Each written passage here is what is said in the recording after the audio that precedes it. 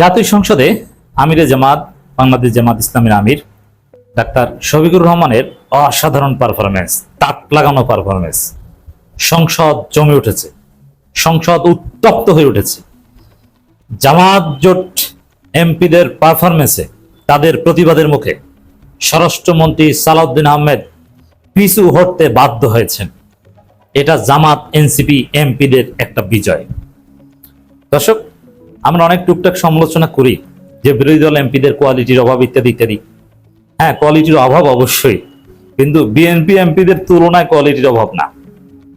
আমরা স্ট্যান্ডার্ড দেখতে যাই ইউরোপ আমেরিকার স্ট্যান্ডার্ড। ব্রিটিশ পার্লামেন্টের যে ডিবেট হয় এই সেন্সে আমরা অনেক সমালোচনা করি, কিন্তু বিএনপি এমপিদের মন্ত্রীদের যে করুণ অবস্থা, আজকে বিএনপির সবচেয়ে অভিজ্ঞ পার্লামেন্টারিয়ান, যোগ্য পার্লামেন্টারিয়ান এবং তারেক রহমানের শিক্ষক তারেক রহমান, যার উপর নির্ভর করেন, তারেক রহমান নিজে যে বক্তব্য দিতে সাহস পান না, যার মাধ্যমে দেন, সে সালাউদ্দিন আহমেদ বিরোধী দলের এমপিদের ধোলাইয়ের শিকার হয়েছেন এবং সালাউদ্দিন আহমেদ বলতে বাধ্য হয়েছেন, yes I withdraw, I withdraw, I withdraw, মানে আমি আমার বক্তব্য প্রত্যাহার করছি। দর্শক, হাসনাত আব্দুল্লাহ আইন শৃঙ্খলা পরিস্থিতির অবনতি, স্বরাষ্ট্র মন্ত্রণালয়ের ব্যর্থতা, নানান কিছু নিয়ে প্রশ্ন তুলেছেন। হাসনাতকে পল্টনের বক্তব্য বলে কটাক্ষ করেছে। এরপরে আমিরে জামাত কথা বলেছেন, তার বক্তব্যকে শাহবাগ স্কোয়ারের বক্তব্য বলে কটাক্ষ করেছেন। এরপরে বিরোধী দলের সংসদ সদস্যরা সংসদ উত্তপ্ত করে ফেলেছেন, প্রতিবাদের ঝড় তুলেছেন। এর মধ্যেই স্পিকারের শেল্টার চেয়েছেন এবং বলছেন yes I withdraw, yes I withdraw. Withdraw করেও সালাউদ্দিন আহমেদ পার পাননি। আমিরে জামাত ফ্লোর নিয়ে কঠিন ধোলাই দিয়েছেন, স্পষ্ট করে বলেছেন স্বরাষ্ট্রমন্ত্রী সালাউদ্দিন আহমেদকে দুঃখ প্রকাশ করতে হবে। শুধু বক্তব্য উইথড্র করলে হবে না, দুঃখ প্রকাশ করতে হবে, দ্যাট মিনস ক্ষমা চাইতে হবে। এবং সালাউদ্দিন আহমেদের বক্তব্যকে আনকালচারাল হিসেবে আখ্যায়িত করেছেন আমিরে জামাত এবং পার্লামেন্টারিয়ান ফেসিজম হিসেবে আখ্যায়িত করেছেন। আমিরে জামাত যেভাবে আজকে রাগ দেখালেন, এটাকে আমি সুপার পারফরমেন্স বলবো।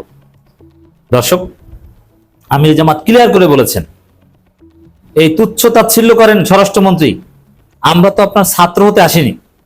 তিনি নিজেকে শিক্ষক দাবি করেছেন। আপনি শেখাতে চাইলে একটা বিশ্ববিদ্যালয় খুলুন, সেখানে যে ক্লাস নেন, লেকচার দিন, তারপরে যার মন চায় সে ভর্তি হবে। এর মানে সালাউদ্দিন আহমেদের কাছ থেকে বিরোধী দলের এমপিদের জ্ঞান নিতে হবে না, বিরোধী দলের এমপিরা তার চাইতে বেশি বোঝে। বিরোধী দলের যারা এমপি হতে পারেনি তারাও তো সালাউদ্দিন আহমেদের চাইতে বেশি বোঝে। শিশির মনি তো স্পষ্ট করে বলেছেন যে সালাউদ্দিন আহমেদ স্টুডেন্ট লাইফে ভালো ছাত্র ছিলেন না। মনে হয় ভালো ছাত্র হলে তো এরকম কথা বলার কথা না, পড়াশোনা করেন ঠিক মতো। এখন বুঝেন আমিরে জামাত হাতে হারিকেন ধরিয়ে দিয়েছে। দর্শক, এর মধ্যে যে বিষয়টা আমাদের প্রতিবাদ করতে হয়, যেমন পল্টনের বক্তব্য শাহবাগ স্কোয়ারের বক্তব্য বলে তুচ্ছ তাচ্ছিল্য করা, এটা কেন বারবার এই স্বরাষ্ট্রমন্ত্রী সালাউদ্দিন আহমেদ করছেন? It's alarming. কারণ তিনি তো শাহবাগে কোনোদিন বক্তব্য দেন নাই। তিনি তো বিলাসী জীবন যাপন করেছেন শিলংয়ে, 5 স্টার মানের বাংলা বাড়িতে থেকেছেন, বাংলো বাড়িতে।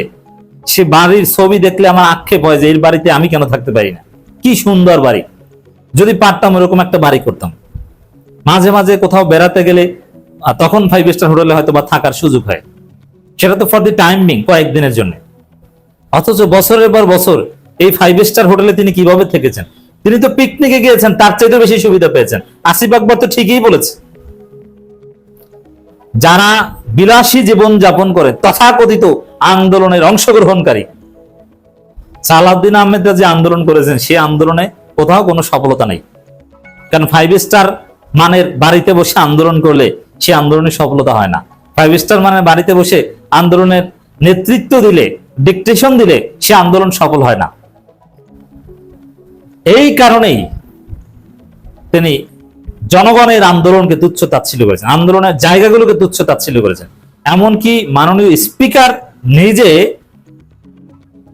এটা শাহবাগ স্কোয়ার না এই কথা বলে অনেকটা ক্ষমা চেয়েছিলেন আগে, তারপরেও সালাউদ্দিন আহমেদকে এই কথা বলতে হলো। শিক্ষা হয়নি? শাহবাগ স্কোয়ারে কোনো অবমাননা তরুণ প্রজন্ম, জুলাই প্রজন্ম সহ্য করবে না। কারণ এই শাহবাগ স্কোয়ার এটাই ছিল জুলাই আন্দোলনের মূল প্ল্যাটফর্ম।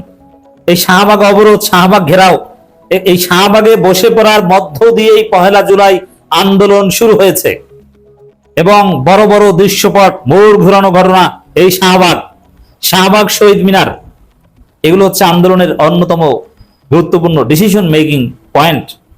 হ্যাঁ, আন্দোলনের স্টালিনগ্রাদ আমরা যেটাকে বলি যাত্রাবাড়ি, হতাহতের সংখ্যা বেশি, মারামারি বেশি হচ্ছে, বাট ডিসিশন মেকিং এর জায়গাটা হচ্ছে শাহবাগ।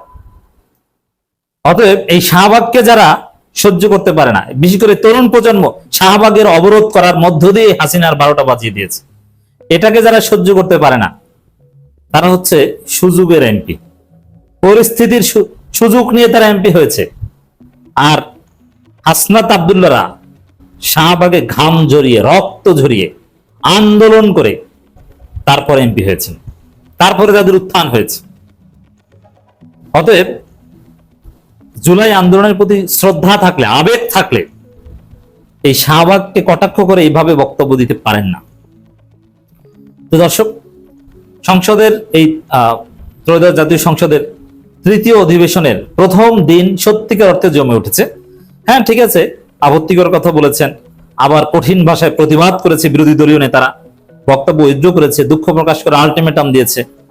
তো সবকিছু মিলিয়ে সংসদ কিন্তু জমে উঠেছে। হ্যাঁ, আমরা চাই যে সংসদে এভাবে হেলদি ডিবেট হোক।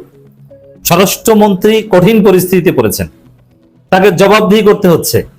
গলাবাজি করে যে তিনি পার পাচ্ছেন না, এটা তিনি বুঝতে পারছেন যে না, তাকে জবাব দিতে হবে। তিনি আইন শৃঙ্খলা রক্ষা করতে কেন ব্যর্থ, তাকে হিসাব দিতে হবে। গলাবাজি করে, চাপাবাজি করে পার পেতে পারবেন না, এটা স্পষ্ট হয়েছে। হ্যাঁ, আমরা সংসদে এটাই চাই যে সংসদে ভাবে জবাবদিহিতে প্রতিষ্ঠিত হোক, সংসদে হেলদি ডিবেট হোক, সংসদে তুমুল বিতর্ক হোক, প্রয়োজনে উত্তেজনা হোক, তারপরে সংসদ শেষে একসাথে চা খাবেন। কিন্তু আপনারা মাঠের রাজনীতিতে মারামারি করবেন না, সংসদের মধ্যে সীমাবদ্ধ থাকুন। আর বাংলাদেশের গণতান্ত্রিক কালচারে যদি সংসদে এতটুকু উত্তাপ না থাকে তাহলে সংসদ জমে না। আমি এটাকে পজিটিভলি দেখছি। আজকে যে উত্তাপ দেখছি, এতে আমিরে জামাতের পারফরমেন্সের সুপ্রিমেসিকে এখানে অ্যাপ্রিসিয়েট করতে হয়।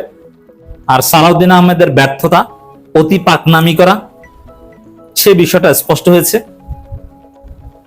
আর হাসনাত আব্দুল্লাহরা যে আসলেই চিজ মাল, এটা স্পষ্ট হচ্ছে।